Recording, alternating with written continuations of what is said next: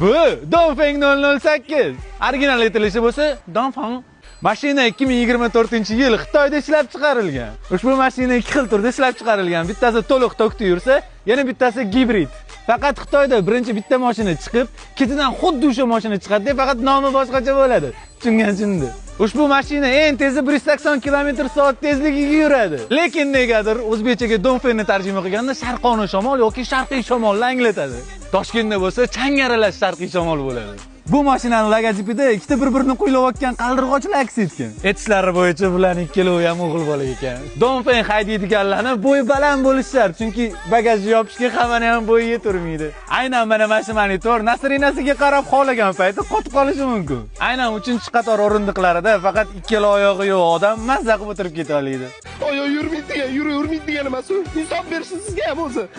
Qulaylik, massaj, notebook qo'yadiganlar hammasi faqat masa o'rindiqda. Men bu o'rindiqda o'tiradiganlarga motivatsiya bor.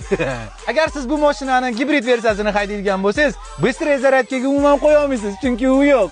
Bu mashinani qulay taraflari ham bor. Misol uchun, agar salonning ichida kimdir qo'yib yuboradigan bo'lsa,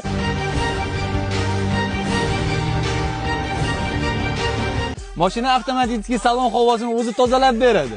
Освежителлari bo'lsa chiqayotgan havo bilan birga qo'shilishib o'zi chiqadi. Mashinaning yana bitta yaxshi taraflaridan bittasi suvlarni solib qo'yishga hamda xolodilnigi ham bor. Lekin 0,7 butilka sig'mas ekan, xursand bo'lmanglar. Shu bilan obzorimiz tugadi o'rtoqlar. Agar shu videomiz 50 mingta like yig'adigan bo'lsa, keyingi obzorimiz Yangiobod bozor bo'ladi. Prikolnida.